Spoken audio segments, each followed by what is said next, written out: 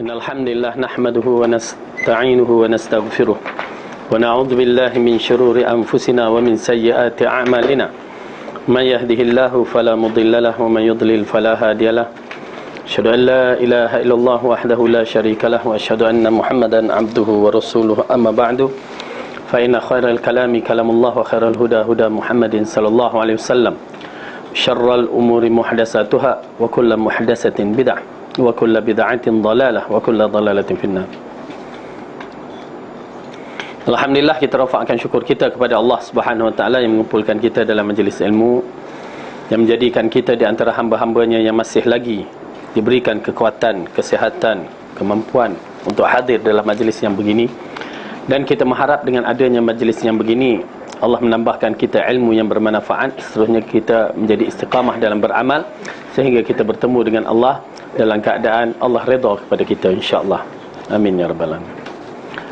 Kita sambung balik pelajaran kita yang lepas, yang masih lagi dalam lingkungan berkaitan dengan bab kesabaran dalam kitab Riyadhus Shalihin, muka surat 35, hadis yang ke-5 dalam bab ini, 29 dalam siri hadis-hadis yang disebut,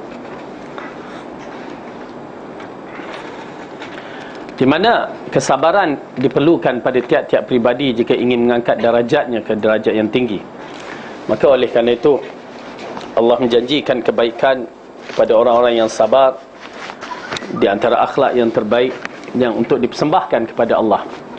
Jadi hiasilah diri kita dengan kesabaran, hiasi diri kita dengan kebaikan, dan mudah-mudahan kesabaran dan kebaikan inilah yang akan membuka kita di antara amalan-amalan terbaik dalam siri amalan mencari syurga Allah.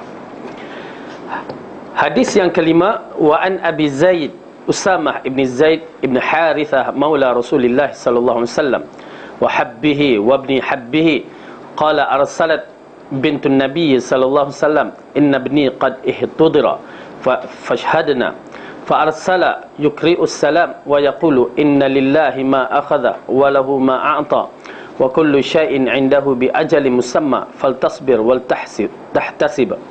Fa arsalat ilaihi tuqsimu alaihi la ya'tiyannaha faqama wa ma'ahu Sa'd ibn Ubadah wa Mu'az ibn Jabal wa Ubay ibn Ka'ab wa Zaid ibn Thabit wa rijalun radhiyallahu anhum fa rufi'a ila Rasulillah sallallahu alaihi wasallam sabiyyun fa aq'adahu fi hujrihi wa nafsuhu taka'ka'u fa fadat 'aynahu fa qala Sa'd ya Rasulullah ma hadha fa qala hadhihi rahmatun ja'alaha Allah ta'ala fi qulubi 'ibadihi wa fi riwayatin fi qulubi man syaa min 'ibadihi wa innama yarhamuhu Allah min 'ibadihi ar-ruhama. Muttafaqun alaih. Ma'nahu taqa'ka'a tataharruka wa tattariba wa tattaribu. Dari Abu Zaid Usamah ibn Zaid ibn Harithah, pelayan Rasulullah, kekasih dan anak kekasih baginda radhiyallahu anhuma, berkata, okey, Abu Zaid ataupun terkenal dengan nama Usamah ibn Zaid. Siapa dia Usamah? Usamah ibn Zaid adalah Zaid anak angkat kepada Rasulullah sallallahu alaihi wasallam. Asalnya dia hamba yang dihadiahkan oleh Khadijah kepadanya, tetapi dia buat seperti anak, yang menyebabkan Zaid pada hari pertemuan dia dengan bapa dia yang sebenar, bapaknya offer nak balik ataupun nak duduk dengan Rasulullah, tapi asalnya bapaknya kata balik. Tapi Rasulullah memberikan pilihan kepadanya, ya, kamu nak balik ataupun duduk bersamaku. Ya, walaupun hati Rasulullah begitu sayu nak melepaskan Zaid, tetapi hak seorang ayah kepada anaknya adalah hak yang besar. Ya, itu di antara perkara yang berlaku, ya. Masya-Allah, ini di antara ujian. Macam kami buka sekolah kan, ada anak-anak yang terbiar 9-10 tahun tak jumpa mak dan ayah dia. Yang adik dia tu, lelaki tu, tak jumpa ayah dia. Kita pertemukan setelah 10 tahun tak bertemu. Masya Allah, umur 10 tahun baru bertemu dengan ayahnya, lepas tu bertemu dengan kakaknya. Tapi dengan mak dia tak bertemu lagi, pasal dah bercerai kan. Bertemu pula kakaknya pun duduk dengan sekolah kita kan. Kakaknya kalau waktu dia umur 8 tahun, 9 tahun ya, 9 tahun ya, kakak dia dalam 11 tahun. Okey. Akhirnya pada tahun lepas kakaknya dah 12 tahun, ya, nak buat IC problem, masalah mak dia. Kita cari pula mak dia, dapat bertemu kan, Masya Allah. Berapa tahun dah berpisah, bertemu pada akhirnya alhamdulillah izinallah mak bapak dapat bertemu, tapi dalam keadaan bercerai, tak ngam. Okay. 2 minggu lepas datang nak ambil anaknya, si mak ni. Mana boleh nak ambil macam tu je kan, tapi dia nak ambil macam tu je. Disebabkan dia dah kahwin dengan orang lain, dia nak ambil, dia nak tunjuk dia punya power. Kita tak boleh buat apa. Bapak sana tak tahu, sedangkan bapak sana yang hantar anak perempuan dia. Habis macam mana kita nak buat? Ya, pening tak? Makan Panadol kita. Nak lah dah jumpa mak dia pertama kan. Kita pun jadi bersalah, pihak lelaki tak tahu lagi bapak dia. Yang ni dah nak ambil dah. Kita nak halang, itu jadinya akan jadi case polis kan. Jadi apa-apa kita akan buat report lah, tu je kan. Pasal kita terpaksa lepaskan mak pelajar kan, dah lama tak jumpa, dia nak tarik, tapi cara dia tarik tu tak betul, dan cara dia mengulaskan kita punya sekolah pun tak betul. Kalau kamu nak dia urusan dunia lah, janganlah kritik sekolah kita. Okey. Jadi dalam keadaan kita tertekan juga, cuma macam mana pun kita SMS bahagian pihak lelaki, dan tindak balas pihak lelaki baguslah, tapi kita tak masuk campur dah. Keluar daripada kawasan kita tak masuk campur. Cuma dalam keadaan yang begini, kita melihat mak bapak dia ada hak dalam anaknya, kita tak boleh nak buat apa-apa. Dah main cakap, kita boleh saman lah apa, okey lah ambil kan. Malah nak panjang cerita. Jadi ceritanya sekarang antara bapak dengan maknya pula. Itu lantak kamu lah, jangan kaitkan sekolah. Ini di antara fitnah, ya, ujian. Kadang-kadang buat kerja amal macam tu yang sakit tu, ya, sakit kepala. Takkan tiap-tiap hari nak makan Panadol kot. Gugur lah rambut. Okey, gugur rambut tak apa, gugur jantung. Okey, baik. Jadi Usamah ibn Zaid ni, Zaid memilih Rasulullah, dan akhirnya Zaid membesar bersama Rasulullah sallallahu alaihi wasallam, dan dia terkait dengan satu isu yang besar pada zaman itu, ialah isu anak angkat. Zaid adalah anak angkat Rasulullah sallallahu alaihi wasallam yang Rasulullah sayang sangat. Kita tahu Rasulullah siri anak-anak lelaki tak ada, semua wafat. Jadi dia ambil Zaid ni sebagai anak angkat. Cuma konsep anak angkat di zaman dahulu, bila seorang tu dijadikan anak angkat, maka kalau misalnya Zaid berkahwin dengan seorang wanita, bapa angkat kalau Zaid cerai atau Zaid mati, bapa angkat tak boleh berkahwin dengan wanita tersebut. Dia kategori macam anak menantu sendiri. Sedangkan anak angkat, anak menantu sendiri. Jadi Allah menceritakan kisah ini dalam surah Ahzab untuk membetulkan hukum hakam bahawa anak angkat punya isteri boleh berkahwin dengan bapa angkat. Ya. Oleh kerana itu kita, kalau kita ambil anak angkat, kena berhati-hati. Ya. Hukum-hukum tu dia akan berjalan.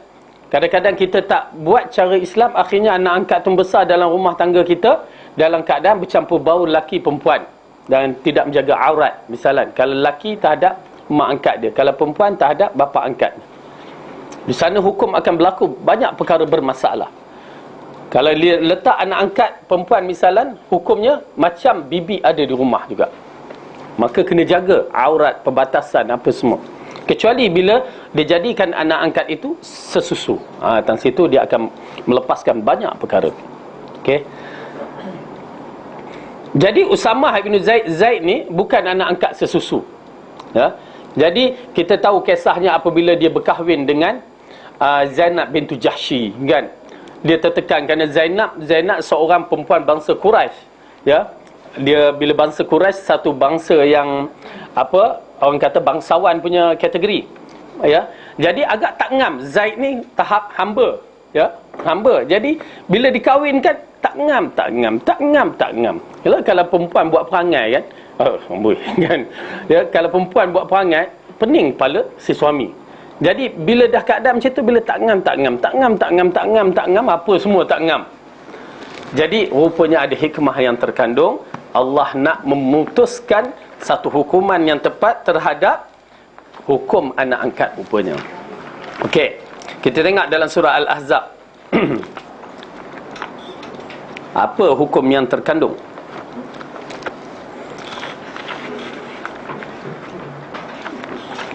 Surah ke-33.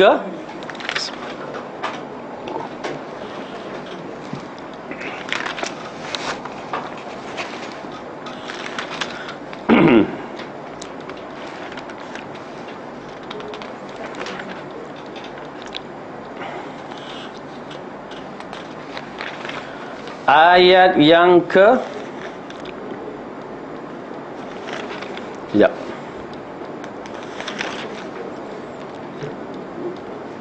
37.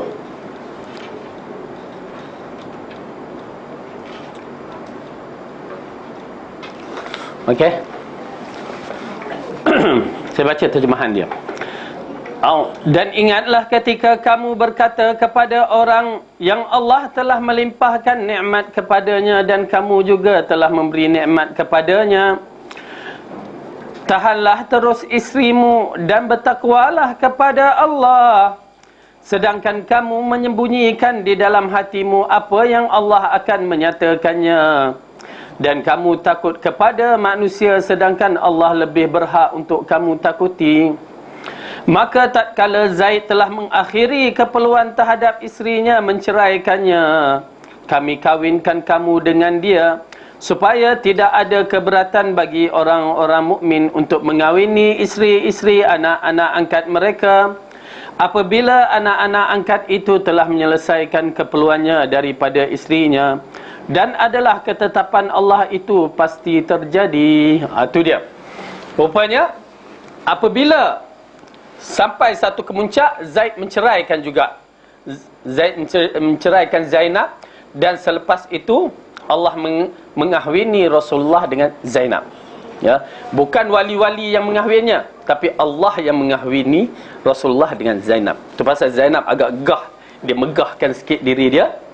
Ya, dia mengatakan kepada isteri-isteri Nabi yang lain, kamu semua wali-wali kamu yang kahwinkan dia, bapa kamu ke abang kamu, tapi aku, Allah mengawinkan dari atas 7 petala langit. Jadi ini menunjukkan bahawa kelebihan Zaid dan kelebihan Zainab. Dan kita tahu akhirnya Zaid mendapat anak melalui isteri yang lain yang bernama Usamah ibnu Zaid. Dan kita tahu Usamah di antara sahabat Nabi ataupun anak cucu angkat Nabi yang Rasulullah paling sayang. Orang lain takut nak bertemu dengan Rasulullah untuk bertanya, tapi Usamah selalu diberikan. Pergi bertanya. Dan Usamah ini, ya, di bawah bimbingan Rasulullah sallallahu alaihi wasallam, pada umur 17 tahun atau 18 tahun dia telah menjadi ketua perang. Ya. 18 tahun ketua perang, 17 tahun ketua perang. Kita 17 tahun anak-anak kita perang dalam game ke? Kan? Atau skateboard ke ataupun ya, sayang. Dua orang ni yang masyhur dalam siri perjuangan Islam, dalam keadaan umur yang muda menjadi ketua peperangan, ya, Usamah ibnu Zaid dan Muhammad bin Qasim. Muhammad bin Qasim, dia adalah lelaki yang membuka tanah Hindi, ya, dengan di bawah pimpinan dia. Okay, baik. Jadi Abu Zaid Usamah ibnu Zaid ibnu Harithah, pelayan Rasulullah, kekasih dan anak kekasih baginda, berkata, salah seorang puteri Nabi mengutuskan seseorang untuk memberitahu kepada beliau bahawa anaknya dalam sakratul maut. Maka kami diminta untuk datang. Kemudian beliau hanya mengirimkan salam seraya bersabda, menjadi hak Allah untuk mengambil dan memberi, dan segala sesuatu telah ditentukan di sisinya. Maka hendaklah kamu sabar dan mohonlah pahala kepada Allah. Kemudian puteri beliau mengirimkan berita kembali kepada beliau serta sumpah agar beliau berkenan untuk hadir.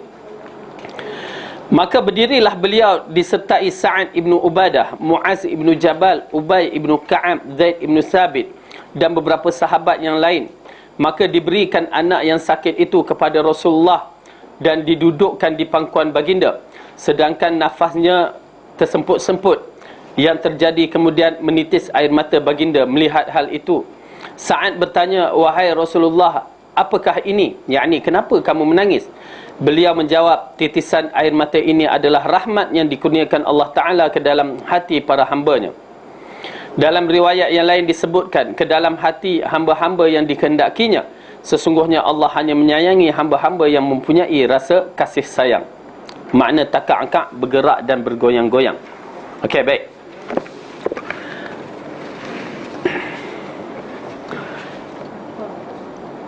Di dalam hadis ini menceritakan kisah di antara cucu Nabi ataupun anak kepada Zainab yang akan meninggal. Yang kita tahu bahawa Nabi adalah ketua negara. Ya, oleh kerana tu kesibukan dia kadang-kadang tidak dapat kita tolok bandingkan macam kita ni. Ya, bila kita tengok dalam bab ini, ya, kita lihat ya bagaimana kisah ni. Salah seorang puteri Nabi mengutuskan seseorang memberitahu kepada baginda bahawa anaknya dalam keadaan sakratul maut. Jadi anak cucu anak Nabi ni bagi hantar seorang bagi tahu bahawa ya Rasulullah, cucu dia dalam keadaan sakratul maut. Tetapi kita tahu Rasulullah SAW pemimpin negara, kadang-kadang kesibukannya itu terpaksa dia bagi tangguh, minta tangguh urusan yang begini, terutamanya anak dia. Ya, kalau kita lah tak ada, tinggalkan urusan yang lebih tinggi itu, kita pergi ke anak dia, anak kita. Yalah, nak buat macam mana? Keadaan kedudukan masing-masing. Tetapi jangan kita kata apa Rasulullah ni kan dia hantar orang. Maka kami diminta untuk datang, kemudian beliau hanya mengirimkan salam sahaja. Seraya bersabda, ya, menjadi hak Allah untuk mengambil dan memberi, dan segala sesuatu telah ditentukannya, maka hendaklah kamu bersabar dan memohon pahala kepada Allah. Okey. Jadi ini di antara perkara yang dilakukan oleh Rasulullah sallallahu alaihi wasallam. Okey, bagi tahu ya, kirim salam kat dia, menunjukkan ada kaedah mengkirim salam. Boleh kirim salam. Kita nak kirim salam, misalnya orang tu tak lama tak jumpa, kirim salam pada si fulan. Tak apa. Ya. Kalau kita tengok fa arsala yukri'us salam, ya, kirim salam je. Kalimah tu kirim salam je. Tak payah sebut pun assalamualaikum, tak apa. Ya. Setengah orang kata okey, kirim salam assalamualaikum. Jadi orang tu pun assalamualaikum kan. Ya, tak, bagi tahu je dia kirim salam. Okey, memadai. Macam mana Jibril mengirim salamkan kepada Aisyah. Dan kirim salam tu ada batas-batasnya, ya. Jangan kirim salam ya orang tertentu kat Pak Mat tu, dia jadi cerita lelaki, perempuan kirim salam pada lelaki tanpa sebab yang tertentu, ataupun sebab ada bunga-bunga yang sedang mengembang. Itu tak payah kirim salam. Pergilah kalau nak kirim salam, bawa bahan peminang sekali, ya, teruskan. Nak kirim salam apa lagi tu, okey. Dan tak salah bagi orang tak mengirimkan salam. Okey. Maka kami diminta untuk datang, kemudian mengirimkan salam seraya bersabda. Okey, seraya bersabda, menjadi hak Allah untuk mengambil dan memberi, ya. Jadi ini ucapan Rasulullah kepada Zainab, ya, menjadi hak Allah untuk mengambil dan memberi, dan segala sesuatu telah ditentukan di sisinya. Maka hendaklah kamu sabar dan mohonlah pahala kepada Allah. Jadi dikatakan kepada Zainab, wahai anakku, ya, bagi tahu orang ni bagi tahu supaya dia bersabar, ketetapan Allah tu dah ditetapkan, maka mohon Allah berikan pahala dari kesabaran kamu. Kemudian puteri Rasulullah SAW mengirim berita kembali kepada baginda yang disertai sumpah agar beliau berkenan untuk hadir. Ya, Masya Allah, dia minta juga Rasulullah datang. Ya, jadi oleh kerana tu Rasulullah SAW pun datang. Ya, mungkin urusan-urusan, kalau kita tahu urusan-urusan yang berkaitan negara lebih besar, ya, maka mungkin di sini ada keringanan, maka Rasulullah pun melapangkan dirinya. Maka berdirilah beliau disertai oleh Sa'ad ibnu Ubadah, Mu'az ibnu Jabal, Ubay ibnu Ka'ab, Zaid ibnu Thabit, dan beberapa orang sahabat yang lain. Ya, subhanallah. Maka Rasulullah pun bangun. Ini menunjukkan dia berada dalam satu majlis yang penting, kerana orang-orang yang ada ni adalah orang penting dalam siri kerajaan Madinah. Ya. Jadi macam mana pun dia ruangkan masa juga untuk datang. Ya. Okey. Ini kita lihat ya perbezaan para sahabat radhiyallahu anhum. Kalau kita menyaksikan pada zaman jahiliah dahulu, bila keadaan ini berlaku, seorang perempuan dia hilang kawalan dia. Itu yang Rasulullah kata, siapa yang dalam keadaan meratap, dalam keadaan sedih, ditimpa musibah sampai dia yang dikatakan latamal khudud wa syaqqal juyub, dia pukul muka dia kan, terlampau sedih. Ya, anak dah nak mati, macam mana aku nak buat, tak reti dah. Dia menjerit-jerit, ya Allah ambil nyawa aku, apa semua kan. Itu semua adalah dilarang di dalam Islam. Tetapi bila Islam datang, ibu-ibu, kita menyaksikan wanita-wanita di zaman itu berubah. Daripada seorang yang pukul muka dalam keadaan kesedihan, cari baju, tarik rambut kan, akhirnya berubah sama sekali. Dia pusing tu 180 darjah terbalik. Ya, pusingan dia. Ini di antara contoh bahawa kesabaran dia. Rasulullah ajar sabar, mereka sabar. Itu belum lagi Rasulullah dalam kisah seorang wanita ni, anak dia mati. Ya, dia rahsiakan dahulu pada suami dia. Kalau kita baca kisah sahabat, ya, kita rasa macam mana boleh berlaku. Ya, anak dia mati, dia rahsiakan. Baby kecil, orang tak berapa nak tengok sangat. Baby kecil ni mati, lalu dia selesaikan sampai dah ke bumi dah, suami dia tak tahu lagi. Tapi janganlah kita buat macam tu kan. Kan? Takut kena pelampor pula. Di sana dulu ada Rasulullah sebagai rujukan. Jadi bila suami dia balik, suami dia tak tahu. Kerana apa? Seorang isteri yang salihah nak membahagiakan suami dia, nak ceriakan suami dia. Sentiasa dia nak pastikan suami dia dalam keadaan ceria. Ya, kalau kita balik-balik la ilaha illallah, muka murung habis dah, kan?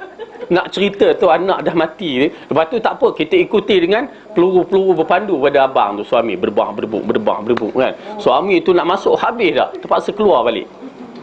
Tetapi kehebatan wanita di zaman Rasulullah, dia rahsiakan dulu kematian anak. Bukan tak sedih. Ibu-ibu ada anak, ibu-ibu tahulah perasaannya kan. Jadi sedih seorang ibu kehilangan anak, tidak ditonjolkan kepada suami yang disayanginya. Masya Allah, hebat kan? Hebat tak Kak Sabah? Allah kan. Kehebatan itu bila disaksikan, lalu dia layan suami, dibaginya makan suami, sampai maaf kata, sampai bersama suaminya. Akhirnya lepas dah habis semua tu, dia berkata kepada suaminya, wahai suami, wahai suamiku, mungkin abangku ke apa ke, intan payungku, wallahu alam. Lalu dia mengatakan, apa pandangan kamu kalau satu barang tu orang tu punya, diambil balik?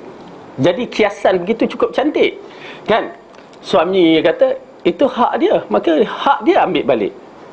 Abang, anak kita milik Allah dan Allah ambil balik. Terkejut dia kan.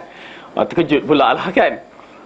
Dia marah, ya. Lalu dia pergi berjumpa dengan Rasulullah, ya. Dia berjumpa dengan Rasulullah, dia ceritakan hal itu kepada Rasulullah. Lalu Rasulullah kata, kamu dah bersama dengan isteri kamu? Ya, insya-Allah Allah akan bagi anak yang baik kan. Lalu Rasulullah mendoakan dia dan tidak mengutuk sifat isterinya itu, menunjukkan perbuatan isteri itu betul, ya. Dan akhirnya kita lihat kesudahannya, lelaki itu mendapat anak yang soleh. Okay, cuma nak menceritakan bagaimana kedudukan wanita-wanita yang zaman dahulu dengan sifat-sifat yang buruk berubah 100% menjadi sifat yang terpuji. Jadi oleh kerana itu kita pun kena berubah dalam bab-bab ini. Bila kita belajar, ya, di Darul Ta'lim ni, Yayasan Ta'lim ni, kena berubah sikit, ya. Boleh kan? InsyaAllah. Berubah, sabar, ya, sabar sikit. Kalau dulu tu mulut tu hei, okey, kali ni senyap sikit, okey, boleh kan?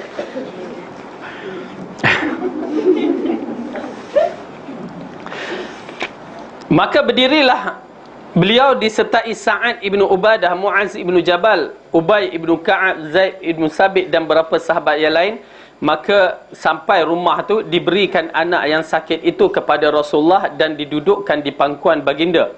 Sedangkan nafasnya tersengal-sengal, yakni tersekat-sekat yang terjadi kemudian. Ya, yang mana ini kalau tak salah inilah Zainab cucu Rasulullah, yang mana Rasulullah bawa dalam siri solat dia. Dia dukung tengah solat tu, dia dukung. Ibu-ibu macam mana tu? Tengah solat dia dukung. Kita tak dan, sampai solat pun tak dan, duk jaga anak tu, kan? Ini satu perkara yang perlu kita study, pengurusan anak-anak, bagaimana cara Islam. Ya, kadang-kadang kita berhujah susah nak solat sebab jaga anak. Silap. Ya, Rasulullah boleh tunjukkan dia dukung. Kita pun boleh dukung. Ya, dukung solat. Ya. Letak kat letak kat belakang tu. Bila sujud tu gelongsor dia ke depan. Buatlah yang mana yang boleh kan. Buat mana yang boleh. Kalau budak tu perlu dibawa, bawa. Kalau tak perlu dibawa dalam buaian, biarkanlah, jangan nak bawa. Kalau boleh baringkan depan kita, baring depan kita, itu kaedah dia. Ya. Dalam tu banyak hukum hakam yang boleh keluar. Okey, tak apa. Kemudian apabila maka diberikan anak yang sakit itu kepada Rasulullah dan didudukkan di pangkuan baginda sedangkan nafasnya tersekat-sekat, yang terjadi kemudian menitislah air mata baginda. Ya, keluar air mata Rasulullah sallallahu alaihi wasallam. Melihat hal itu, Sa'ad bertanya, "Wahai Rasulullah, apa ni?" Baginda menjawab, "Titisan air mata ini adalah rahmat yang dikurniakan Allah Ta'ala ke dalam hati para hambanya." Ini menunjukkan ya bahawa titisan air mata memainkan peranan yang penting dalam diri kita. Kita menangis kadang-kadang disebabkan kesukaan, kesedihan, apa lagi, ya. Tetapi jarang sekali orang yang menangis dalam keadaan bentuk insaf. Ini menangis dalam bentuk insaf, takut kepada Allah, sedih atas perkara-perkara yang tertentu, dibenarkan oleh syarak.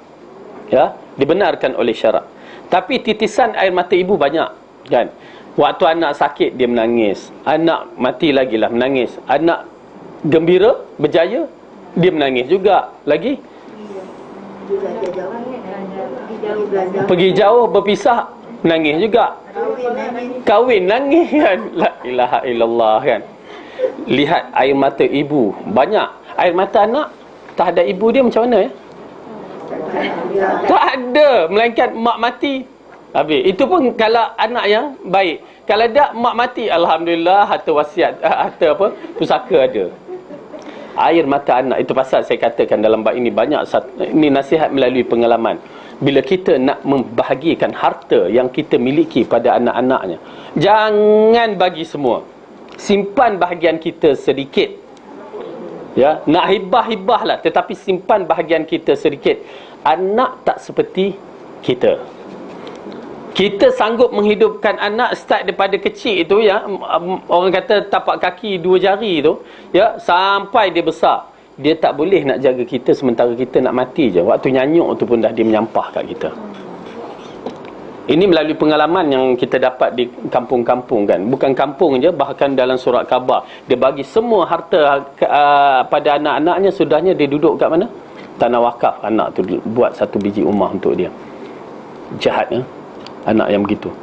Dalam kisah yang pengalaman di kampung saya, mak tu waktu ni zaman tahun zaman tahun apa yang kita nak sebut tu, tahun 60-an tu. Kisah ni orang tua cerita kan. Dia cerita, orang ni ada 4 orang anak, seorang lelaki 3 perempuan. Harapan besar kepada anak lelaki ni. Dan alhamdulillah lah anak lelaki, kehidupan mereka ni bagus. Sampai mak dia kata pergi ke pejabat daerah, jumpa Tuan D.O. kan. Jadi nak bagikan harta ni, semua harta. Tuan D.O. kata, makcik nak bagi semua harta, makcik nak duduk mana? Tak apa, anak-anak ada, boleh percaya kan. Makcik fikir elok-elok. Disebabkan makcik ni tak reti membaca menulis kan, dia minta Tuan D.O. buat. Tuan D.O. bagi lagi nasihat, jangan, tapi dia nak juga bagi. Tak apalah, Tuan D.O. bagilah. Tetapi dalam penulisan tu, Tuan D.O. simpankan juga bahagian makcik. Jadi 1/5 tu ada lagi bahagian dia. Rupa-rupanya betul. Anak tak sama dengan seorang ibu. Ya. Bila sampai satu tahap yang anak lelaki ni ada isteri. Ialah bila mak mentua dengan menantu, mana ada ngam kadang-kadang kan. Merajuk orang tua ni. Merajuk nak duduk mana? Itulah tanah 1/5 yang ditinggalkan oleh Tuan D.O. tu. Di situlah dia hidup di tengah-tengah bendang. Ya, sampai salah seorang anak menantu dia yang buat rumah kat situ, ya, dangau bak kata orang pondok tu, di situlah dia hidup akhir hayatnya sampai dia mati. 1/5 tu. Jadi bila saya tengok orang tu tunjuk geran tanah 1/5 sampai sekarang tak ada orang usik. Kan? Tapi nak menceritakan bahawa anak-anak tak sama dengan kita. Ya, anak-anak tak sama dengan kita. Ya. Okey. Jadi oleh kerana itu, dalam bab ini nak menceritakan Rasulullah mengalir air matanya. Titisan air mata itu adalah air mata rahmat dalam kejadian-kejadian yang begini. Maka itu di antaranya Allah Ta'ala telah mengurniakan dalam hati hambanya. Rahmat tu kasih sayang. Sifat kasih sayang tu ada dalam hati seorang hamba. Kalau tengok benda-benda macam itu tak ada perasaan langsung, berat ya. Tengok kejadian macam di Palestin, tak ada perasaan langsung, berat. Tengok umat Islam disembelih, tak ada perasaan langsung, berat. Tapi bila kita tengok Ya, kambing cara disembelih dipancung aja kita terasa, itu maksudnya lembut juga hati kita, kan? Tengok anak ayam Allah teringkat-ringkat kakinya, kita pun rasa kesian anak kucing. Itu hati kita lembut, masya-Allah. Okey. Dalam riwayat lain disebutkan ke dalam hati hamba-hamba yang dikehendakinya, sesungguhnya Allah hanya menyayangi hamba-hamba yang mempunyai rasa kasih sayang. Oleh kerana itu kita kena developkan juga, hidupkan dalam diri kita satu perasaan kasih sayang, ya, simpati kepada benda-benda yang begitu. Kalau tak, kasih sayang tu tidak ada dalam jiwa kita. Tapi insya-Allah orang-orang kita ni masya-Allah kasih sayang dia banyak, ya. Sampai orang datang ke rumah pun nampak ni kesian lah, buat kata. Orang Melayu ni kesiannya banyak. Masya-Allah kesian datang. Minta datang ke rumah, kita pun bagi, kesian. Buka pintu, nak makan, buka, bagi. Akhirnya kita duduk luar rumah, orang tu duduk dalam rumah. Ya. Berhati-hati kesian kita tu. Ya. Okey, ini hadis panjang.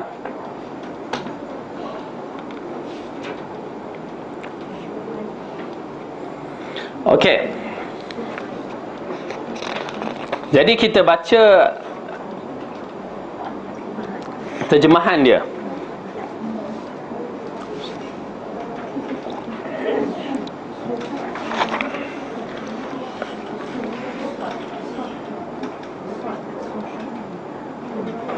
Kisah ini berkaitan dengan kisah Ashabul Ukhdud. Okey. Yang disebutkan di dalam surah Al-Buruj. Buka surah Al-Buruj.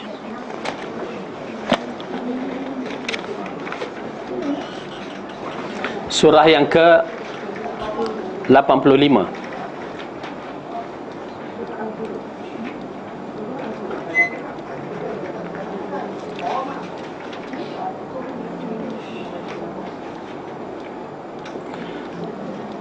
أعوذ بالله من الشيطان الرجيم بسم الله الرحمن الرحيم والسماء ذات البروج واليوم الموعود وشاهد ومشهود قتل أصحاب الأخدود النار ذات الوقود إذ هم عليها قعود وهم على ما يفعلون بالمؤمنين شهود وما نقموا منهم إلا أن يؤمنوا بالله العزيز الحميد الذي له ملك السماوات والأرض والله على كل شيء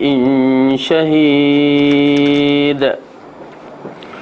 Demi langit yang mempunyai gugusan bintang dan hari yang dijanjikan dan yang menyaksikan dan yang disaksikan, binasa dan terlaknatlah orang-orang yang membuat parit yang berapi dinyalakan dengan kayu bakar ketika mereka duduk di sekitarnya, sedangkan mereka menyaksikan apa yang mereka perbuat terhadap orang-orang beriman, dan mereka tidak menyeksa orang-orang mukmin itu melainkan kerana orang-orang mukmin itu beriman kepada Allah yang Maha Perkasa lagi Maha Terpuji, yang mempunyai kerajaan langit dan bumi, dan Allah menyaksikan segala sesuatu. Okey, ini di antara mukadimah surah Al-Buruj yang bakal kita ceritakan dalam kisah ini. Yang mana kisahnya berkaitan dengan satu kelompok masyarakat yang kita tahu pada zaman dahulu raja-raja mengaku dirinya Tuhan, dan dia mahu disembah, dan dia mengambil orang-orang tertentu, yakni ahli sihir, sebagai orang-orang yang kuat di kiri kanannya. Macam mana Fir'aun, macam itulah raja di zaman ini. Yang dikatakan peristiwa ini berlaku di Najran, ya, dan berlakunya ini selepas zaman Nabi Allah Isa diangkat ke langit. Okey. Kita lihat dari Suhaib radhiyallahu anhu bahawa Rasulullah sallallahu alaihi wasallam bersabda, dahulu ada seorang raja dari golongan umat sebelum kalian. Ia mempunyai ahli sihir. Setelah penyihir itu tua, ia berkata kepada raja, sesungguhnya aku ni telah tua, maka kirimkan padaku seorang anak yang akan aku turunkan ilmu sihirku. Kemudian raja itu mengirimkan padanya untuk seorang anak untuk diajarinya. Anak itu di tengah perjalanan apabila bertemu dengan seorang rahib, ia pun duduk padanya mendengar nasihat-nasihatnya. Apabila ia telah datang di tempat penyihir, ia pun melalui tempat rahib tadi dan kemudian dia duduk padanya. Maka apabila datang tempat penyihir, ia pun dipukul olehnya. Hal yang demikian diadukan anak itu kepada rahib. Lalu rahib berkata, jika engkau takut pada penyihir itu, katakan bahawa engkau ditahan oleh keluargamu. Dan jika engkau takut pada keluargamu, maka katakan bahawa engkau ditahan oleh penyihir. Okey, kita buka ceritanya. Kisah ini berlaku yang dikaitkan dengan kisah sebelum Nabi Isa AS. Kisah yang mana raja yang mengaku dirinya Tuhan ni mempunyai ahli sihir. Dan kita tahu bila dia mengaku dirinya Tuhan, seorang lelaki mengaku dirinya Tuhan, kes-kes ganas akan berlaku. Kes-kes yang jahat akan berlaku. Kerana apa? Bila seorang mengaku dirinya Tuhan, dia akan cuba menjaga kuasa dia. Maka dia akan membuat tindakan seperti Fir'aun mengaku dia Tuhan. Apa dia buat? Dia bunuh baby-baby kecil, dia bunuh. Lepas tu dia bunuh orang besar pula. Dan berbagai penyiksaan dilakukan. Begitu juga Namruz. Begitu juga dalam kisah Ashabul Kahfi, ya, dan begitu juga dalam Ashabul Ukhdud. Dan kalau kita nak faham bagaimana kisah-kisah ni, ya, keganasan raja-raja ni, kita saksikanlah di mana? Di Syria sekarang. Okey, baru kita faham apakah konsep apabila Bashar Assad mengaku dirinya Tuhan. Dia minta orang mengucapkan la ilaha illa bashar tu, na'udzubillah min dzalik. Kan? Maka kita tengok siapa tak ucap, dia bunuh. Dia tanamnya separuh, kan? Lepas tu ditimbusnya. Itu cara ganas yang dibuat. Dia bakarnya, dan budak-budak kecil dibunuhnya, dicabut kuku apa semua. Ini menunjukkan keganasan bila seorang itu mengaku dirinya Tuhan. Berbanding dengan Allah yang mengaku dirinya Tuhan, apa dia? Sifat rahmat dia didahulukan. Walaupun orang kafir syirik pada Allah, dia bagi juga makan, dia bagi juga harta. Maha suci Allah. Kalau dia nak hancurkan, dalam sekelip mata je dia boleh hancurkan. Okey. Jadi dalam kes ini, yang jahatnya penasihat dia ni tukang sihir. Jadi tukang sihir ni dah tua dah. Ya, alhamdulillah dia tua, teringat juga nak mati. Tapi tak ikut petunjuk. Jadi dia bertemu dengan raja ni, dia berkata, sesungguhnya aku ni telah tua. Maka kirimkan padaku seorang kanak-kanak untuk aku turunkan ilmu. Ya. Jadi dia nakkan seorang budak yang mana dia nak turunkan ilmu sihir dia. Jadi kita tahu raja pun istihar. Ya, istihar kan, macam mana kita kerajaan istihar, siapa nak dapat sambung pelajaran ke tempat tinggi akan dibagi beasiswa apa semua tu. Semua orang nak kan. Jadi dibuat situ pengundian-pengundian, maka berlakulah seorang sahaja yang berjaya. Budak ni mestilah budak yang pintar, budak yang cerdik. Ya, bukan budak dungu yang tak reti apa tu dia ambil. Tak, dia ambil budak yang cerdik. Maka dibawakan kepada ahli sihir itu, ya, supaya belajar ilmu-ilmu sihir. Ibu-ibu tengok ya bagaimana waktu budak-budak tu diambil. Kalau ikutkan dalam hadis ni, ghulam, budak ni kecil. Kenapa ilmu, kalau nak tahu, inilah waktu emas yang diberikan ilmu kepada budak-budak yang boleh sampai kita hari tua teringat, itulah waktu dia. Waktu darjah 1 sampai form apa sampai form apa? Form 5. Lepas tu kahwin dah. Dah, alhamdulillah kahwin pula. Okay, maksudnya daripada tadika tu sampai umur 17 tahun, itu waktu cukup manfaat ilmu. Tetapi sayang, kita telah ambil ilmu dunia ni sehebatnya pada umur yang begitu kan. Hebat tak? Sampai masuk IPT, untuk kita hidup hanya 63 tahun saja. Ilmu akhirat habis hilang. Ilmu akhirat bila alhamdulillah dah sedar baru nak belajar. Itu yang kita menyaksikan umur-umur. Kadang-kadang kakak atau abang dah 50 tahun masih lagi tak mampu baca Quran. Nak bertemu Allah dah ni, nak hidup di alam yang kekal, tak ada ilmu, tak ada apa bekalan. Berbahaya kalau kita tak sediakan dari sekarang. Saya bagi nasihat ni kerana saya melihatkan ilmu yang ada pada kita terlalu kurang, tak mampu untuk kita membeli syurga kalau bukan rahmat Allah. Ya, tak mampu. Jadi jangan kita sia-siakan ilmu yang begini. Ya, minta Allah petunjukkan. Walaupun anak-anak kita sekolah biasa, ajarkan, masukkan agama tu. Jangan biarkan sampai dia tak boleh baca Quran, sampai tak tahu solat Nabi, tak kenal Rasulullah. Jangan. Ya, jangan. Pasal melalui pengalaman kita pun saat-saat begini, orang tu maaf ya, seorang perempuan dah kedudukan IPT, SMS tanya ustaz macam mana cara mandi wajib. Ya, saya hanya bercakap macam ni disebabkan ialah bila dia tanya, kita pun bagi tahu kaedah mandi wajib Rasulullah. Tahu ya, dah IPT, jangan biarkan anak-anak kita begitu. Penting sangat-sangat. Bagaimana ya dengan apa yang ada pada kita, berapa tahun je lagi tinggal kalau ikut umur kita ni nak bertemu dengan Allah. Apa bekalan kita? Habis dah kekuatan kita tu, dah habis. Kita habiskan pada umur 17 tahun tu sampai ke IPT tu dah habis dah. Masuk umur 40 tahun dah sakit lutut dah. Baru nak bertahajud dah sakit lutut kan, sakit pinggang, ya, kencing manis pun dah keluar, darah tinggi, semput-semput pun dah keluar. Banyak amalan kita dah tersekat sekarang ni. Tapi tak apa ya, insya-Allah mudah-mudahan Allah kuatkan kita, istiqamahkan kita, berikan kita ilmu manfaat dan mendapat pahala semua amalan yang kita lakukan insya-Allah.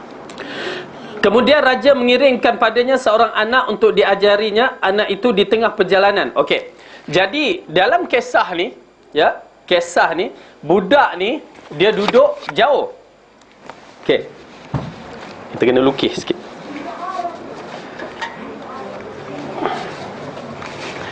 Ceritanya begini. Okey, ini istana. Okey, lukisan tak pandai. Okey. Okey, istana raja. Ada bukit, kawasan. Ni rumah budak tu. Okey. Mana ada okey, rumah budak tu. Jadi, dalam perjalanan tu, dia berjalan, dia melalui kawasan-kawasan hutan. Okey. Mak dia tak hantar dengan kereta ke apa ke, tak ada. Okey. Jadi setiap hari perjalanan dia pergi sampai sini. Okey, pergi jalan. Lepas tu balik. Tiap-tiap hari begitu. Sampai satu ketika dalam kisah yang lain, riwayat yang lain, sewaktu dalam perjalanan ni dia terdengar satu orang yang sedang membaca macam satu syair apa semua. Dia terdengar sayup-sayup. Rupanya di sini dekat dengan bukit ni ada gua yang mana ada seorang rahib yang tinggal. Kenapa rahib ni tinggal di dalam gua? Kerana raja yang zalim ini membunuh semua ahli kitab pada waktu tu. Maka bila dia bunuh ahli kitab, rahib ni di antara orang yang tertinggal, yang terselamat, maka dia menyorok di dalam gua ni. Okey. Jadi bila dia berjalan ni, jalan, dia terdengar. Jadi dia pun tergerak hati untuk mendengar apa yang berlaku di dalam tu. Dia pun pergi berjalan perlahan-lahan. Tiba-tiba dia nampak seorang rahib tengah membaca sesuatu. Tetapi bacaan itu menarik perhatian dia. Sampai habis dia dengar tu, lepas tu dia tegur rahib tu. Rahib pun terkejut, ada orang rupanya. Lepas tu dia bertanya. Jadilah soal jawab antara mereka berdua. Kamu ni siapa? Kamu ni siapa? Lalu pelajar ni mengatakan, aku ni adalah anak murid kepada ahli sihir, yang mana aku tiap-tiap hari pergi belajar kepada ahli sihir. Dan rahib ini menceritakan bahawa dia ceritakan hal dia. Dia rahib, dia yang tinggal sahaja, yang mengajarkan ilmu Allah ini, ajaran Nabi Isa AS. Okey. Jadi mereka pun jadi rapat. Okey, jadi rapat. Kemudian setiap kali dia nak pergi ke sini, ke istana, dia akan singgah dulu sini. Lepas tu habis agak berapa sejam ke, baru dia pergi ke istana. Lepas tu setiap kali dia balik tu, balik aja dia singgah lagi. Lepas tu baru pergi ke rumah dia. Kalaulah anak-anak kita buat macam tu, letih kita. Betul tak? Pergi sekolah singgah tengah jalan. Ke mana dia singgah? Cyber cafe lah apa kan. Bila cikgu tanya kenapa lambat, dia pun gunakan hujah ni. Dalam bab ini, bila dia lambat, tukang sihir pukul dia. Kenapa kamu lambat? Dia tak nak bercerita. Kerana ahli padri ni kata, jangan cerita hal aku. Jangan cerita hal aku. Okey. Dia pergi kena pukul. Jadi dia cerita, padri macam mana ni? Saya pergi kena marah dik ahli sihir. Bila balik mak pula marah kerana lambat. Jadi si padri ni katakan, kalau kamu pergi nanti lambat, kata kepada ahli sihir. Bila ahli sihir tanya, kenapa kamu lambat? Mak suruh buat kerja banyak. Okey. Bila balik lambat, kenapa lambat? Ahli sihir suruh buat homework lagi, kan? Jadi ini bukan nak mengatakan menipu, tetapi ianya disebabkan untuk menyampaikan ilmu, ya, ilmu yang agama ni. Okey? Hati-hati, takut anak-anak kita pula pakai, kan? Kenapa lambat? Cikgu suruh buat kurikulum lah apalah. Tengok-tengok kurikulum dia dekat cyber. Dekat apa? Kafe. Habis kita. Okey, pasal saya tahu dalam bab-bab ni anak-anak muda kita pun orang muda dulu kan. Kelentong macam tu juga. Okey. Baik, kita tengok terus ya.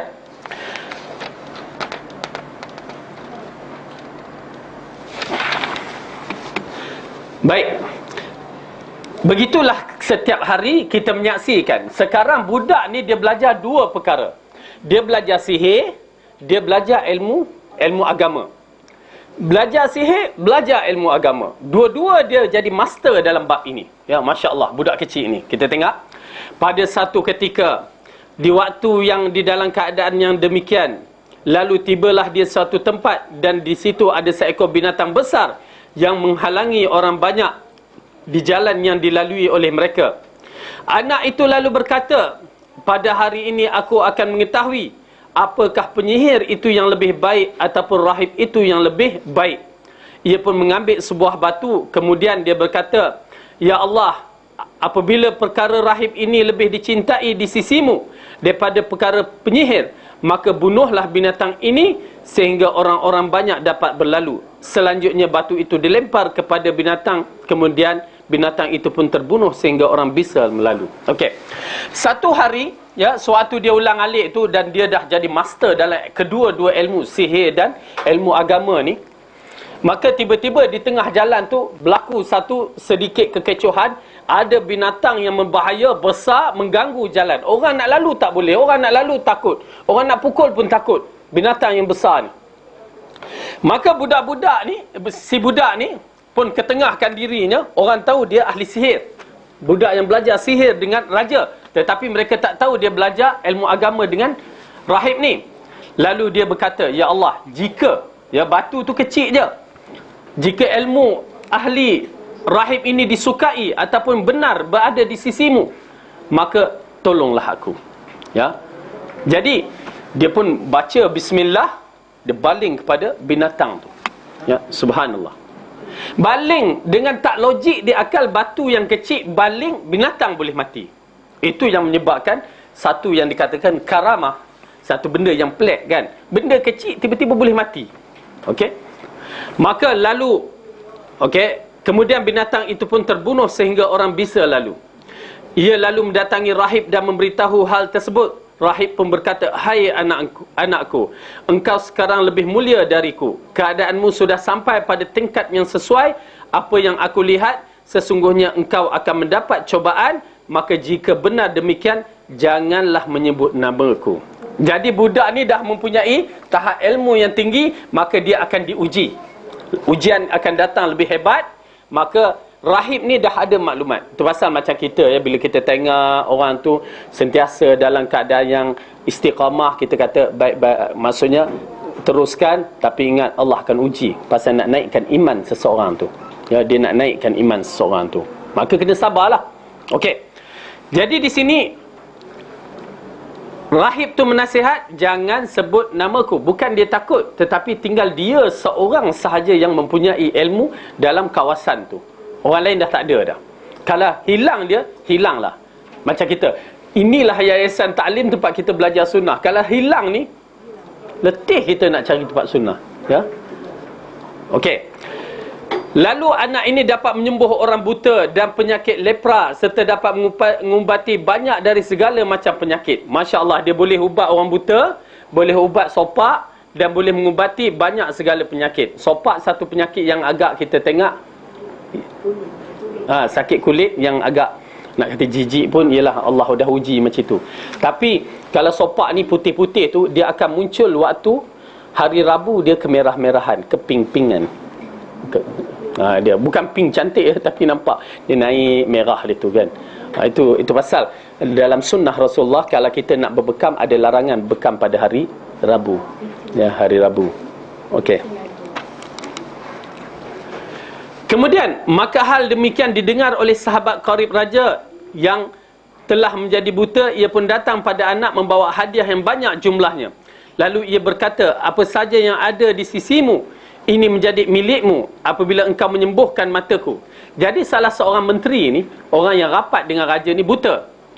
Jadi bila dia buta, dia nakkan sembuh disebabkan dengan budak ni dah boleh mengubatkan berbagai penyakit. Maka dia datang, dia bawa hadiah yang mahal-mahal. Dia kata, apa yang kamu nak, aku boleh bagi. Janji mata aku dapat disembuhkan. Anak itu berkata, sesungguhnya aku tidak dapat menyembuhkan siapa pun, hanya Allah yang dapat menyembuhnya. Maka jika engkau beriman kepada Allah, aku akan berdoa kepada Allah, semoga dia menyembuhkan engkau. Nampak tak? Ya, satu benda yang dah sensitif. Dia keluarkan. Ya, ada benda yang boleh kita sembunyi, tapi sampai satu tahap tak boleh nak sembunyi. Pasal bila dia etikat, oh kamulah yang mengubatnya, kamulah segala-galanya. Ya, di situ syirik akan berlaku. Jadi dia betulkan balik, ya, sebenarnya bukan saya yang mengubatnya, tapi dengan izin Allah. Ini masalahnya bomoh-bomoh yang kita kena berhati-hati. Ya, ini di antara perubatan cara Islam yang paling baik. Menasihat orang supaya percaya bahawa Allah yang mengubati, bukan kita. Ya, dan jangan kita duk terus ke bomoh tu, dengar masyhur sangat, bomoh pergi. Terutamanya benda-benda perkara-perkara yang macam buta ni, atau perkara nak dapat anak misalan, ya, berbahaya. Ya, pasal kes-kes yang macam ni, berapa ramai orang syirik. Saya teringat sahabat saya, ya, dia kahwin lama tak dapat anak. Jadi dia pergi jumpa bomoh. Bukan jumpa doktor. Itu masalahnya kita. Ya, bomoh didahulukan. Ya, lepas tu pergi jumpa bomoh ulang-alik. Dah tak larat baru nak jumpa doktor. Ya, dah kadang-kadang kanser dah stage 3, 4 dah, baru nak jumpa doktor. Buat apa jumpa doktor? Pergilah jumpa pembuat batu nisan tu ke, gali kubur tu kan, lagi baik. Ini jumpa. Okey, bagi kita kaedah perubatan Islam asalnya jumpa doktor dulu, cari apa dia masalah sakit-sakit tu melalui, sehingga spesialis mengatakan tak tahu, di situ baru datang, baru kita tengok. Okey, kalau tidak, uruskan dengan doa-doa yang mengikut cara Rasulullah sallallahu alaihi wasallam. Ini dia pergi jumpa pasal nak dapatkan anak pada bomoh tu. Apa bomoh tu buat? Tengok dia, tengok sampai nampak tapak kaki tu ada tek lalat. Ya, tek lalat. Lebih kurang besar mana pun saya tengok lah. Saya tengok tek lalat tu, lebih kurang besar ni, tek lalat. Bomoh tu kata apa? Tek lalat sial. Suai apa sial?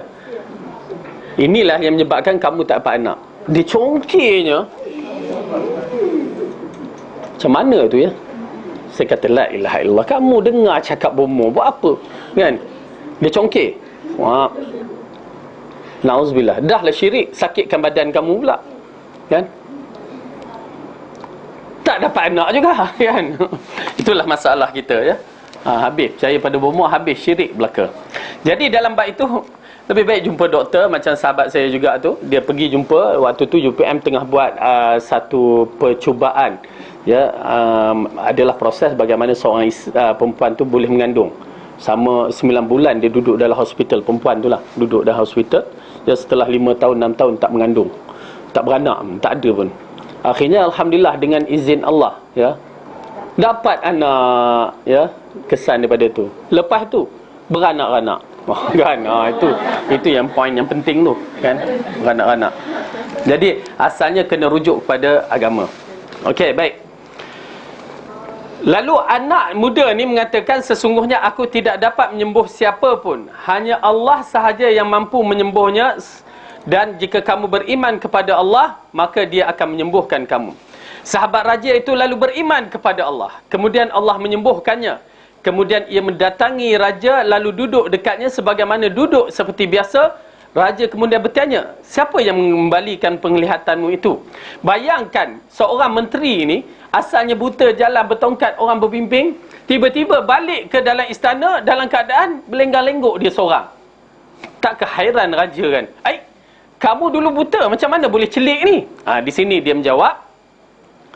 Lalu dia menjawab, Rabbku. Raja bertanya, apakah engkau mempunyai Rabb selain daripada aku? Nampak tak? Penggunaan Rabb, Tuhanku yang maha pencipta, maha segala-galanya kehebatan tu, dia yang menyembuhku. Raja terkejut. Kan? Ada Tuhan selain daripada aku. Ini menunjukkan raja tu mengaku dirinya Tuhan. Ia menjawab, Rabbku, Tuhanku dan Tuhanmu adalah Allah. Maka ia pun ditindak oleh raja itu dan menyeksa. Terus dia tangkap menteri itu, disebat di rotan, sehingga menunjukkan kepada anak yang menyebabkan kesembuhannya. Tunjuk siapa yang buat awak ni. Lalu ditunjukkan bahawa budak muda ni. Anak ini pun didatangkan. Raja berkata kepadanya, hai anakku, kiranya sihirmu sudah sampai ke tingkat dapat menyembuhkan orang buta dan penyakit sopak, dan engkau melakukan ini dan dapat pula melakukan itu. Anakku itu berkata, sesungguhnya aku tidak dapat menyembuh seseorang pun, Allah lah yang menyembuhkannya. Dah tercabar raja, ya. Tetapi raja merasa sayang disebabkan budak ni budak satu dan di bawah bimbingan dia. Tetapi kenapa jadi begini? Okey, tak apa. Maka anak itu pun diseksa juga secara terus menerus, sehingga menunjuk siapa yang ajar kamu ni ada Tuhan selain daripada aku ni. Maka anak itu asalnya diarahkan rahsia, tetapi dia tunjuk siapa dia? Rahib. Maka rahib pun didatang, dibawa, kemudian kepadanya dikatakan, kembalilah dari agamamu. Pendeta itu enggan menolak perintah raja. Lalu raja meminta supaya diambilkan gergaji, kemudian diletakkan gergaji itu di atas kepalanya, kemudian membelahnya hingga jatuh kedua belahan kepala tersebut. Nampak tak? Seksaan yang begitu sekali, dia letak gergaji, dia belah, sampai sini terbelah dua. Nak berganjak daripada agama? Tak. Ni dia. Nampak tak? Ujian agama sampai tahap begitu sekali. Rasanya kita tak mampu, tapi ini dia kehidupan. Kehidupan orang yang beragama, yang Rasulullah ceritakan kepada para sahabat. Satu hari itu dia duduk di bawah lindungan naungan Kaabah tu, bayangan Kaabah. Sahabat datang, ya Rasulullah, bila pertolongan Allah? Kamu kata pertolongan Allah ada, pertolongan Allah ada. Rasulullah kata, sungguhnya kamu adalah golongan tergopoh gapah. Di kalangan umat yang terdahulu, ada yang dipotong gergaji tu, kepalanya terbelah dua, dan ada yang disikatkan dengan sikat besi. Bukan sikat kutu, sikat besi. Dan bukan sikat yang macam kita pakai ni. Dia sikat ni, sikat besi ni boleh kita tengok kalau orang macam rambut afro tu kan, afro, rambut negro tu kan, dia tak pakai sikat yang kita pakai tu. Tak boleh nak sikat pun. Dia kena cucuk, tarik, cucuk, tarik kan. Macam tu sikat dia. Pasal rambut dia panjang tapi gulung. Bayangkan sikat tu macam ni, bila dia letak pada badan tu, ditarik, apa yang keluar? Isi tu, daging tu keluar. Rasulullah kata, namun mereka nak berganjak dari agama, tidak sama sekali. Ya, ni dia di antara kisahnya. Jadi terbelah dua. Maka selanjutnya didatangkan pula kepada anak tu, kepadanya dikatakan, kembalilah dari agamamu. Ya, keluar daripada agama tu. Kamu kena sembah aku. Lalu budak ni tolak. Kemudian anak itu diserah kepada tenteranya. Lalu pergilah bawa anak ini ke gunung dan naik dia di atas gunung. Jika engkau semua telah sampai di puncaknya, maka apabila anak ini kembali dari agamanya, lepaskanlah. Namun jika tidak, maka lemparkanlah dia di atas gunung. Ya, kalau dia degil tak nak masuk Islam juga, masuk agama aku, agama raja, maka ambil dia campak ke bawah. Kalau dia nak, biarkan dia balik. Sahabat atau tentera itu pergi membawanya, kemudian menaiki gunung. anak itu pun berdoa, ya Allah, cukupilah aku dari mereka sekehendakmu. Ya Allah, tolonglah aku. Kemudian gunung itu bergoncang dengan keras dan mereka semuanya jatuh. Semua tentera itu jatuh. Budak ni selamat. Tetapi nak tunjukkan budak ni begitu hebat, anak itu lalu datang berjalan menuju ke tempat raja. Subhanallah, dia datang. Kalau kita cabut lari kan. Tak, dia nak menunjukkan agama ini benar, maka dia datang. Maka raja berkata kepadanya, apa yang dilakukan oleh kawan-kawanmu? Ia menjawab, Allah telah mencukupi dari tindakan mereka. Lalu anak tersebut pun kemudian diserah kepada tentera-tentera yang lain. Lalu dikatakan, pergi bawa anak ini ke sebuah sampan dan belayarlah sampai di tengah lautan. Jika ia kembali dari agamanya, maka lepaskanlah ia. Tetapi jika tidak, maka lemparkan dia ke dalam lautan. Tentera pun membawanya. Lalu anak itu berdoa, ya Allah, di tengah laut tu, cukupkanlah aku dari mereka sekehendakmu. Tiba-tiba sampan itu terbalik, maka tenggelam mereka semua.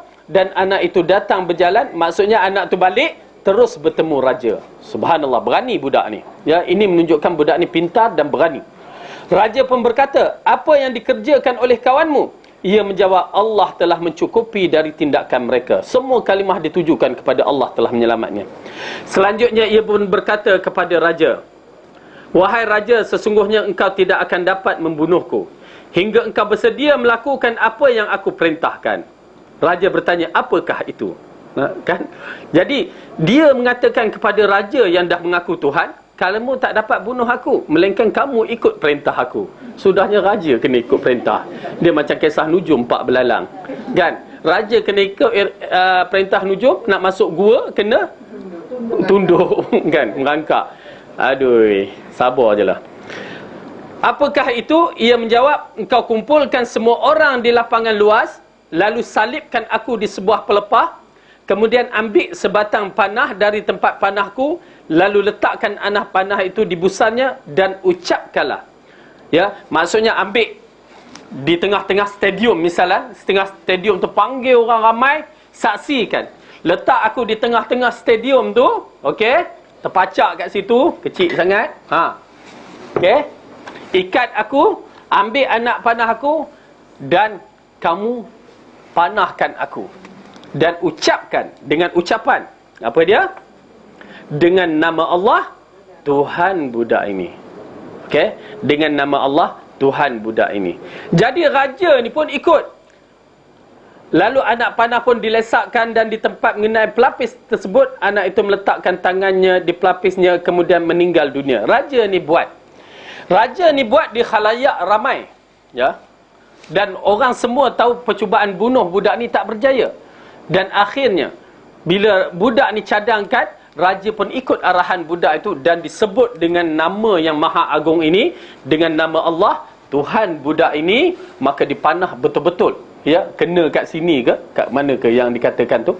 Jadi bila kena tu, budak tu letak dan terus mati. Okey, kita tengok ya. Maka orang pun berkata, kami semua beriman kepada Tuhan budak ini. Nampak? Pasal raja dah nyebut Tuhan budak ini kan.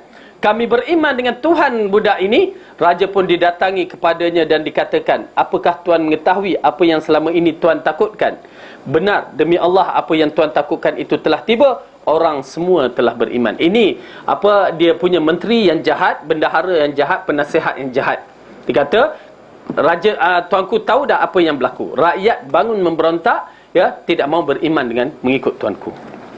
Maka raja memerintah supaya membuat parit besar di jalanan, lalu dinyalakan api. Ia berkata, barang siapa yang tidak kembali dari agamanya, maka lemparkan ia ke dalamnya, atau dikatakan masukkan ke dalam api. Dia buat lubang parit sebesar-besar, dia letakkan kayu api sepanjang-panjangnya. Bawa semua orang. Beriman tak? Tak nak? Tolak. Beriman tak? Tak nak? Tolak. Kak Zarina macam mana? Beriman tak? Jangan. Ya, kena jawab. Tak nak jawab. Tak tolak. Tunggu dulu. Jawab kan. Jadi kena jawab. Beriman. Tolak. Okey. Mereka pun melakukan sehingga datang seorang wanita bersama baby. Wanita ini agaknya berhenti dan ketakutan. Ialah dia dalam persimpangan, anak yang disusunya kan. Tak berdosa disebabkan dia masuk segala-galanya. Okey. Jadi disitulah datang satu perkara. Apa dia? mereka pun melakukan seorang wanita bersama bayi. Wanita agak berhenti dan ketakutan. Tiba-tiba bayi itu berkata, "Hai ibuku, bersabarlah kerana sesungguhnya ibu berada di atas kebenaran." Masya Allah, kanak-kanak bercakap. Ini di antara kanak-kanak dalam buaian yang berbicara. Ya, akhirnya bila kanak-kanak tu bercakap, ya, aku beriman. Tolak dua-duanya, mati. Dan akhirnya Allah ceritakan dalam kisah ini, ya, dalam surah Al-Buruj, inilah mereka orang-orang yang beriman. Ya, di Zirwatu Jabal artinya puncak gunung. Ini dibaca dengan kasrah zal mujma'ah, mujamma'ah, mu'jamah ataupun dhamamah. Al-Qurqur dibaca dengan dhammah, kedua qaf adalah salah satu jenis sampan. As-Sa'id artinya bumi yang menonjol. Bukit Al-Ukhdud ialah beberapa belahan bumi seperti sungai kecil. Udrima artinya menyalakan. Inkafah artinya berubah. Taqasat artinya terhenti, tidak berani maju dan merasakan ketakutan. Penjelasan, sesungguhnya Allah mengabulkan doa orang yang berada dalam kesulitan apabila seorang manusia berdoa kepada Rabb-nya ketika dalam kesulitan, bahaya, dan ia yakin bahawa Allah akan mengabulnya, maka sesungguhnya Allah mengabul doanya. Sehingga orang kafir pun jika mereka berdoa kepada Allah ketika dalam sulit, maka Allah mengabulkannya. Okey, nak menceritakan inilah kisah yang berlaku kepada orang-orang yang terdahulu yang bersabar dalam agama mereka. Jadi kita pun akan diuji keadaan yang begini. Okey, kita berhenti kat sini, panjang. Wallahu a'lam bisawab. Kita tutup majlis dengan tasbih kafarah. Nak soal lepas ni, siapa nak balik-balik kan? Jadi yang baik itu datang daripada Allah, salah dan silap dari kelemahan saya sendiri. Aqulu qawli hadza wa astaghfirullah li wa lakum. Assalamualaikum warahmatullahi wabarakatuh.